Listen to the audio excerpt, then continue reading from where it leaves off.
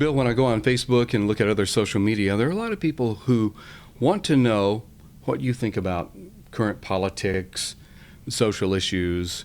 Even though you're a philosopher, theologian, they really want to get your take on some things. And boy, when we get into politics, that can be really sticky. And they want to know what you think about President Trump, why so many evangelicals tend to support him. But I think that the big question is there a possibility of a backlash against evangelical Christians because of their support of Trump, because we are so divided in the country? This is a real worry. Recently, Mark Galli of Christianity Today wrote an editorial in which he predicted such a backlash. He argued that because of the way in which evangelicals are cozying up to Donald Trump, despite the man's personal character and past, is going to backfire on evangelicals in the future, and that there's going to be a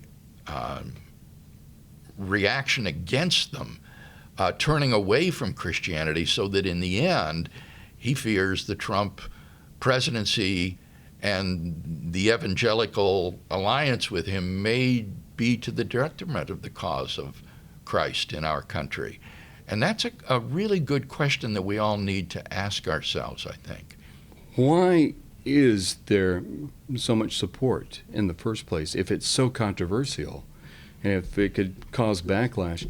Why do you think it is that evangelicals, by and large, really do support? Well, I think for the most part, Kevin, it's because Trump supports the policies that they believe in, and that therefore they will support him because of the overriding issue of policy matters on which they are in accord. I think that evangelicals really came of age politically as a result of the Carter presidency. When Jimmy Carter ran for the president as a Democrat, so many evangelicals were excited because they said, he's one of us. He's a Southern Baptist. He teaches a Sunday school class. He talks about being born again.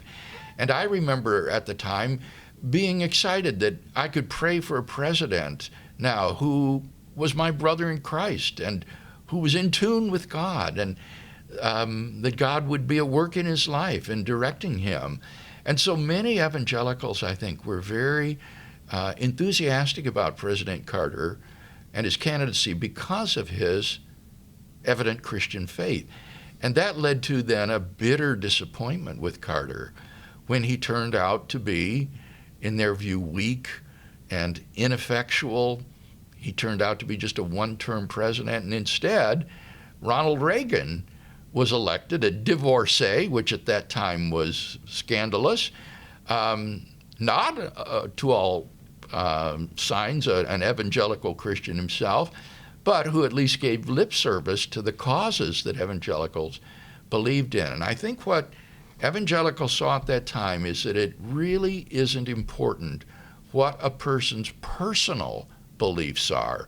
What matters is what policies do they support and push. And for all of his personal deficits, I think evangelicals have recognized that Trump has been ardently supportive of pro-life causes and appointing conservative justices to the courts, 2 justices now to the Supreme Court. If he gets a second term, he may get more Supreme Court appointments. It could turn the court around. And so I agree with Joe Biden when he says that a Trump re-election could change the fundamental culture of the United States into the future. A change that Biden would not welcome, but which evangelicals, I think, would welcome, because it would perhaps overturn Roe v. Wade and abortion on demand and send the issue back to the states, where the people and their elected representatives could decide what they want to do about this issue. So Trump has been ardently pro-life. Secondly, he has supported religious liberty.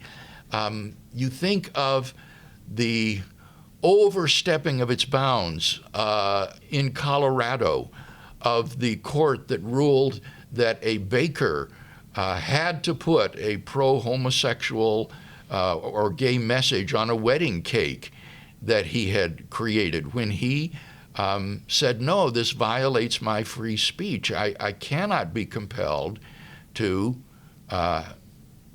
utter speech in the form of a decorated cake that is against my beliefs. And Trump has supported religious liberty against the encroachments of political correctness, which are very strong in our culture.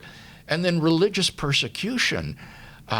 Look at the way Trump has called out nations that are involved in religious persecution, and not just of Christians. He has called out China, with whom he's trying to negotiate a trade deal, for goodness sake, for their atrocities of religious persecution. They're throwing thousands of Muslim Uyghurs into concentration camps in China. And Trump has had the courage to call them out on this, despite needing a trade deal with China. Tremendous courage. So over and over again, evangelicals have seen that for all his deficits, Trump is supporting the policies that they like. At the recent presidential prayer breakfast, one evangelical pastor said, it's unlike anything that many of us have seen. We don't agree with everything he says or does, but we are thankful for his policy, for being pro-life and for traditional family. So one person rather colorfully put it, he said, as long as Trump is adopting pro-life policies, I don't care if he runs a dogfighting ring in his public or private life. Yeah. And that's a colorful way of saying that what really matters for supporting Trump would be the policies that he supports. And I think it's for that reason that many evangelicals are supporting him, even though he doesn't exemplify the sort of Christian character that they would hope for in a president. Yeah. Bill, the left has to know that. They've got to know that it's the policies that evangelicals support, that we don't approve of him using profanity, in the Oval Office and things like that, even though probably every president has, just not quite as publicly, or some of his colorful Playboy past and things like that. I mean, they know that that's not why we applaud him, tend to applaud him as evangelicals. Oh, we're glad he does that. No, like you just said. But Bill, they have to know, but they still like to needle and really get in our faces about that. Well, I don't know. I've been asked this question by newspaper columnists and others. They seem genuinely baffled as to how evangelicals can support someone who is so contrary to Christian values in his personal life, so narcissistic and infantile, and supporting gambling interests and meat market beauty contests and collecting trophy wives. I mean, there's a lot that Christians would not admire. But it's the policies that he supports. And I think, as I say, as a result of the Carter presidency, Christians came to realize that it is the policies that really matter and not a person's personal religious life or convictions. There's a quote, and it's been attributed to Martin Luther, but there's some dispute as to who actually said it, and it is, "I'd rather be ruled by a competent Turk than an incompetent Christian." Wow. And a lot of people have put that in their biography. I see that quote I've seen that quote for years. I see. Because no matter who said it, and most think that Martin Luther said it, but can't quite locate it. It's a principle, and it sounds like what you're saying here. Yes. a good principle. Yeah, and I think evangelicals have come to realize this. But that doesn't address the question that you began with, and that is, will evangelicals cozying up to Trump cause a backlash against Christianity? And how can we prevent this from happening? Yeah, well, what I do you was think? recently on a panel discussion with one of my philosophy colleagues, and he said most passionately that university students today hate, and he emphasized it, hate Christianity because of Christians' affiliation with Donald Trump. They see evangelicals as being in bed with the right-wing Republican Party and with Donald Trump, and they hate them for that, and it is an enormous obstacle to the reception of the gospel. So how do we overcome that? Yeah.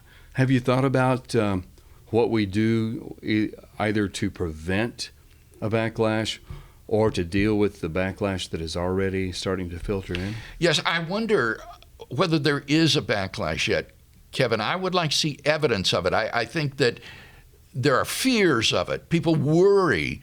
But so far, I haven't seen it. I suspect that people are reacting to evangelical support of conservative policy positions, like being against same-sex marriage or being pro-life, for example. And just taking those positions will alienate much of our culture. It's just almost unavoidable that on certain moral issues, we are going to take positions that are countercultural as Christians. And one is just going to have to accept that and then try to minimize it in some way. Now, for my part, Kevin, as a somewhat public figure, I have to remain apolitical. I cannot be seen as endorsing a particular political candidate or party. What I can do is speak to issues like pro-life issues or sanctity of marriage. Those are ethical and spiritual issues to which I can speak forthrightly and have done so, but without endorsing a particular political candidate or party. But for the average person, I think he needs to be engaged in political discussion and arguing with his friends and family members about which candidate to vote for and how one ought to cast his ballot. That's important for us as Christian citizens to be engaged in the political dialogue. And I think that probably the best advice I could give would be to be balanced in our assessment of the president, to not be sycophants where we just applaud everything he does and believe everything about him, but to be measured in supporting certain policies, but then in dissenting or denouncing certain behaviors or character flaws that we discern. I think that a good many evangelicals today will decry the president's personal behavior or character, and yet at the same time support his policies because they believe ardently in pro-life issues, in religious liberty, and in religious freedom, and are against religious persecution. What we need to avoid, I think, was illustrated recently by the response of Jerry Falwell Jr. to this Mark Galli editorial in Christianity Today calling for Trump's impeachment. What Falwell did in response to this was terrifying to me. He basically said, who are you to judge another person's character? That's pharisaical to say that someone else is behaving immorally. You're no better than they are. And Jesus calls upon us to not judge others. And I thought, for goodness sake, he's lapsed into I'm okay, you're okay kind of theology, where this is usually the line of relativism, that you're not able to make moral judgments, and therefore you shouldn't make moral judgments about the president's behavior. And that kind of moral relativism, Kevin, I think is worse than the sort of failure to support the president, that this kind of blind, relativistic justification for his being pro-Trump is disastrous for Christianity. And this is a real danger that I would fear. Yeah. So I would say let's be balanced in our assessment of the president. Yeah. Bill, in conclusion, I would think that because the society is so divided right now, I've never seen anything like it in my lifetime. Many are afraid that Christians will cave in to the culture rather than stand for these principles that you've asked us to stand for. You've made a point. We can address issues and not people. Necessarily. And so, what? Can we use our platforms to do that, to speak to the issues despite personalities involved? Oh, absolutely. The issues are ethical and therefore transcendent and are not tied to particular political candidates. Yeah. And Paul said to speak the truth in love, and so I suppose that we need a good dose of God's love when we do this. And a good dose of courage. Yeah.